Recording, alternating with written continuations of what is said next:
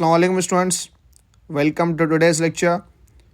Today we are going to discuss a new chapter from first year biology named enzymes. इस lecture के अंदर हम conceptually discuss करेंगे enzymes को कि एंजाइम्स क्या होते हैं, एंजाइम्स का हमारी बॉडी में क्या क्या रोल है, ये भी डिस्कस करेंगे हम इस लेक्चर के अंदर कि एंजाइम्स के क्या क्या करेक्टरिस्टिक्स हैं। और उसके अलावा हम ये भी डिस्कस करेंगे कि एंजाइम्स के हवाले से हमारी जो मेडिकल की एंट्री टेस्ट हैं लाइक एमडी कैट बनते हैं इस चैप्टर से, वो भी डिस्कस करेंगे इस लेक्चर के अंदर। हम टॉपिक को स्टार्ट करते हैं। देखें, एंजाइम को समझने से पहले आपको लफ्ज़ एंजाइम की डेफिनेशन जानने से पहले आपको लफ्ज़ समझना पड़ेगा एंजाइम को। एंजाइम जो है वो दो लफ्ज़ से मिलके बना हुआ है, एक है एन और दूसरा है जाइम। अगर मैं बात करूं एन की, एन बोलते हैं इनसाइड को और जाइम बोलते हैं यीस्ट को। ठीक है, अब यीस्ट क्या होते हैं? यीस्ट एक किस्म के ऑर्गेनिजम्स हैं जो कि फंजाई। क्योंकि अगर मैं बात करूं एंजाइम्स की, तो एंजाइम्स की जो है फर्स्ट डिस्कवरी हुई है वो यीस्ट के अंदर हुई है, इसलिए इसको नाम दिया गया था एंजाइम्स, यीस्ट के अंदर, इनसाइड द यीस्ट। ठीक है, जो कि एक फंजाई है। तो इनको वहाँ पर डिस्कस किया था। उसके बाद यीस्ट के बाद ये डिस्कवरी हुई थी कि भाई ये जो एंजाइम्स हैं वो ज़रूरी नहीं है कि यीस्ट में है। इस दुनिया में जो ऑर्गेनिजम्स हैं लाइक बैक्टीरिया हैं, उसके अलावा जो बड़े बड़े ऑर्गेनिजम्स हैं, ह्यूमन्स हैं, इनके हर एक सेल में एंजाइम है, हमारी बॉडी में एंजाइम्स हैं। ये जो है वहाँ से स्टार्टिंग हुई थी यीस्ट से, फिर बाकी जो है डिस्कवरीज होती गई और जो है एंजाइम्स में बहुत सारी जो है इम्प्रूवमेंट होती गई। उसके बाद अगर मैं बात करूँ एंजाइम्स की, तो एंजाइम का जो लफ्ज़ है ना, the term enzymes coined by, जो लफ्ज़ एंजाइम है वो क्वाइन किसने किया था, किसने दिया था? साइंटिस्ट था जिसका नाम था फ्रेडरिच विलियम क्वाइन 1878 में। 1878 के अंदर इस साल फ्रेडरिच विलियम क्वाइन ने एक नाम इंट्रोड्यूस कराया था जो कि था एंजाइम। ठीक है, मैंने आपको बता दिया कि जो है इसका एंजाइम नाम क्यों रखा गया था। अब समझते हैं कि एंजाइम का हमारी बॉडी के अंदर और सेल्स के अंदर क्या रोल होता है। याद रहे, जो एंजाइम्स होते हैं, enzymes are biological catalyst. Enzymes को बोला जाता है कि ये जो हैं बायोलॉजिकल कैटलिस्ट हैं एंड मोस्टली अब प्रोटीन्स, और मोस्टली ये जो है प्रोटीन से मिलके बनते हैं। अब ये समझते हैं कि बायोलॉजिकल कैटलिस्ट किसको बोला जाता है। देखिए, इस दुनिया में जितने भी रिएक्शंस हो रहे हैं, ख़ास तौर पे अगर मैं बात करूँ ऑर्गेनिक रिएक्शंस की, तो उन ऑर्गेनिक रिएक्शंस को हम लोग स्पीड अप करने के लिए कुछ चीज़ें यूज़ करते हैं जिनका नाम होता है कैटलिस्ट, और दूसरे जो हैं सोर्सेज भी होती हैं, टेम्परेचर, प्रेशर, वॉल्यूम वगैरह। लेकिन कुछ चीज़ें यूज़ की जाती हैं उनको ख़ास तौर पे इंक्रीज़ करवाने के लिए उन रिएक्शंस को, वो होते हैं कैटलिस्ट। ठीक है, इसी तरीके से अगर मैं बात करूं ऑर्गेनिजम्स की, तो ऑर्गेनिजम्स के सेल्स में भी रिएक्शंस परफॉर्म होते हैं जिनको बोला जाता है metabolic reactions.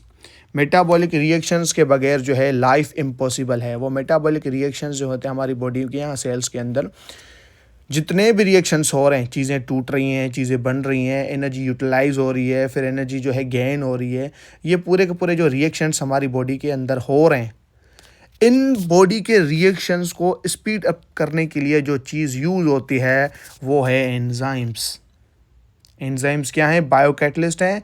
They speed up biochemical reactions without being consume in the process. ये क्या करते हैं? उन रिएक्शंस को स्पीड अप करते हैं, उन रिएक्शंस की स्पीड को इंक्रीज़ करते हैं ताकि वो जो रिएक्शंस हैं वो तेज़ी से हो सकें। ठीक है, इसलिए इनको बोला जाता है बायोलॉजिकल कैटलिस्ट।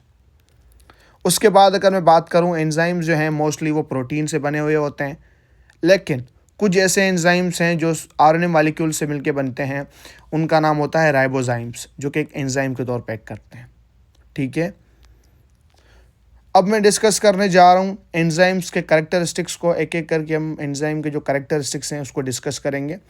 सबसे पहला कैरेक्टर है एंजाइम का और वो है स्पेसिसिटी। कि एंजाइम्स क्या होते हैं? स्पेसिफिक होते हैं। याद रहे, एंजाइम जो हैं हर एक चीज़ के लिए स्पेसिफिक होते हैं। अगर मैं बात करूं हमारी बॉडी के अंदर जो है टूटने और बनने का जो प्रोसेस होता रहता है, कैटाबॉलिज्म जिसको बोलते हैं, हमारी बॉडी के अंदर वो रिएक्शंस जो चीज़ों को तोड़ते हैं वो हैं कैटाबॉलिक रिएक्शंस, और हमारी बॉडी के अंदर वो रिएक्शंस जिसमें चीज़ें बनती हैं वो हैं एनाबॉलिक रिएक्शंस। तो ये जो कैटाबॉलिक रिएक्शंस हैं, बड़े बड़े मॉलिक्यूल्स जिसमें क्या हो रहे हैं, टूट रहे हैं। अब प्रोटीन है, ऑब्वियसली आप खाना खाते हैं तो उसमें प्रोटीन है, वो प्रोटीन टूटती है अमाइनो एसिड्स में।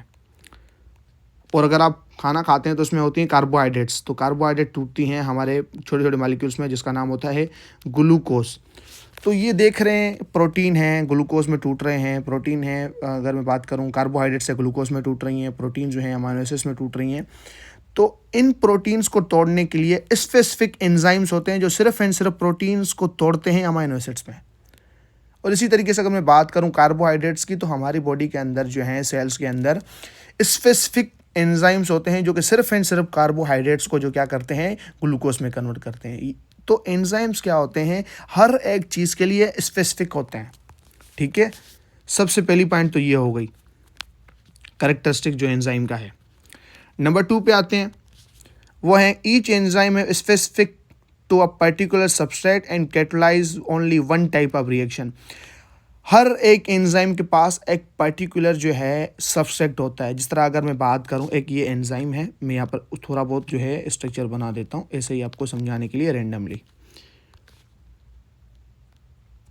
ये जो है एक एंजाइम है, ठीक है।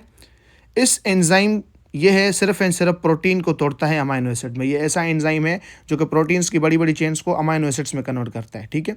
अब ये जो जगह है ना, ये जो जगह है इसकी, जो जहाँ पर ये जो जगह है जो कि इन्वर्ट हुई हुई है ट्राइंगल की तरह, इसका नाम होता है एक्टिव साइट। एक्टिव साइट, ठीक है। अब ये एक्टिव साइट क्यों होती है, क्योंकि ये क्या करते हैं, यहाँ पर सबस्ट्रेट आता है वो आके ऐड हो जाता है। और सबस्ट्रेट यहाँ पर कौन सा आएगा, वो सबस्ट्रेट यहाँ पर आएगा प्रोटीन, क्योंकि ये एंजाइम वो हैं जो सिर्फ एंड सिर्फ प्रोटीन्स को जो है वो डाइजेस्ट कर सकते हैं। तो इसलिए यहाँ पर क्या आएगा, यहाँ पर एक दूसरा एंजाइम आएगा, कौन क्या आएगा, सबस्ट्रेट आएगा, जो कि किसका सबस्ट्रेट होगा, प्रोटीन का। और उसके साथ आके ये ऐड हो जाएगा और फिर सबस्ट्रेट को क्या करेगा, उस पर काम करेगा। ये होता है सबस्ट्रेट। और catalyse one type of reaction, और एक ही टाइप ऑफ रिएक्शन परफॉर्म होता है एक ही टाइम पे, ठीक है। उम्मीद करता हूँ ये लेक्चर आप लोगों को यहाँ तक जो है समझ में आ गया होगा। आगे डिस्कस करते हैं। थर्ड पॉइंट है टेम्परेचर एंड पीएच। मैं अगर बात करूँ एंजाइम्स की, तो एंजाइम जो हैं टेम्परेचर एंड पीएच के बड़े सेंसिटिव होते हैं। अगर मैं बात करूँ टेम्परेचर की, तो हमारी बॉडी का जो एक पर्टिकुलर टेम्परेचर है जितना हम डिस्कस करते हैं वो 37 सेल्सियस है, ठीक है। 30 सेल्सियस नॉर्मल टेम्परेचर है हमारी बॉडी का। तो अगर टेम्परेचर बढ़ रहा है, इंक्रीज़ हो रहा है या डिक्रीज़ हो रहा है, तो टेम्परेचर के इंक्रीज़ होने की वजह से एंड डिक्रीज़ होने की वजह से जो एंजाइम की एक्टिविटी होती है उस पर असर पड़ता है, ठीक है। उस एक्टिविटी कभी कभार डिक्रीज़ होती है, कभी इंक्रीज़ होती है। तो ये क्या होता है, उस पर असर पड़ता है एंजाइम की एक्टिविटी पे, अगर आप टेम्परेचर को चेंज करते हैं। उसके बाद है पीएच। अगर आप बॉडी की पीएच चेंज कर दें, आप बॉडी में जो है एसिडिटी बढ़ा दें या बेसिस जो है आप अल्कलाइन बढ़ा दें, तो फिर उससे क्या होगा, फिर भी जो है एंजाइम पे अफेक्ट पड़ेगा। तो पीएच और टेम्परेचर सेंसिटिव होते हैं एंजाइम, इन पे बड़े सेंसिटिव होते हैं, ठीक है। उसके बाद हम आगे वाली पॉइंट डिस्कस करते हैं। Enzyme work best at optimum temperature and pH. वही वाली बात जो मैंने अभी डिस्कस की कि हर एंजाइम जो है अपनी एक ऑप्टिमम टेम्परेचर और ऑप्टिमम पीएच पे जो है काम करता है। कुछ एंजाइम जो हैं 2 पीएच पे काम करते हैं, कुछ एंजाइम ऐसे होते हैं जो 7.5 पे काम करते हैं। तो इनकी एक ऑप्टिमम पीएच होती है। फिर अगर मैं बात करूं टेम्परेचर की, तो हर एंजाइम जो है एक ऑप्टिमम टेम्परेचर पे काम करता है। और अगर मैं ह्यूमंस की बात करूं तो वो है 37 सेल्सियस, ठीक है। यहाँ पर जो है वो लिखा भी है। उसके बाद अगर मैं बात करूं, they remain chemically unchanged during chemical reaction. एक एंजाइम है जो कि कोई भी एक्टिविटी कर रहा है, रिएक्शंस को फास्ट अप कर रहा है, ठीक है, ब्रेक डाउन कर रहा है या चीज़ों को बना रहा है उस टाइम। अब रिएक्शन जो है, रिएक्शन में वो इन्वॉल्व हो रहा है। तो अगर कोई भी एंजाइम किसी भी रिएक्शन में इन्वॉल्व होगा ना, तो वो वहाँ पर रिएक्शन को फास्ट अप तो करेगा लेकिन कंज्यूम नहीं होगा। फास्ट अप करने के बाद जो पहले वाला उसका शेप था वो दोबारा उस फॉर्म में वापस आ जाएगा, ठीक है। इसलिए मैंने लिखा हुआ है the remain chemically unchanged during and after chemical reaction. वो जो हैं केमिकली अनचेंज्ड होते हैं, चेंज नहीं होते हैं। उसके बाद enzyme activity can be accelerated by certain ions और सॉल्ट और कॉल्ड एक्टिवेटर्स। एंजाइम्स की जो एक्टिविटी है वो कुछ सॉल्ट्स होते हैं, कुछ आयन्स होते हैं, जिनसे क्या है वो एक्सेलरेट होती है, ठीक है, जिनको क्या कहा जाता है, एक्टिवेटर कहा जाता है। जिसमें से आ जाता है मैग्नीज, आ जाता है मैग्नीशियम, आ जाता है क्लोरीन आयन आ सकते हैं। ये चंद कुछ एग्जांपल्स हैं, ठीक है। उम्मीद करता हूँ मेरा ये आज का लेक्चर आप लोगों को समझ में आ गया होगा। अगर यहाँ से कोई भी चीज़ आप लोगों को समझ में नहीं आई, अगर कोई भी चीज़ आपने कुछ क्वेश्चन पूछना है तो फिर आप मुझे कमेंट कर सकते हैं, या मेरे डिस्क्रिप्शन में मेरा नंबर मेंशन है, आप मुझे मैसेज करके और पूछ भी सकते हैं। ओके, अल्लाह हाफिज़।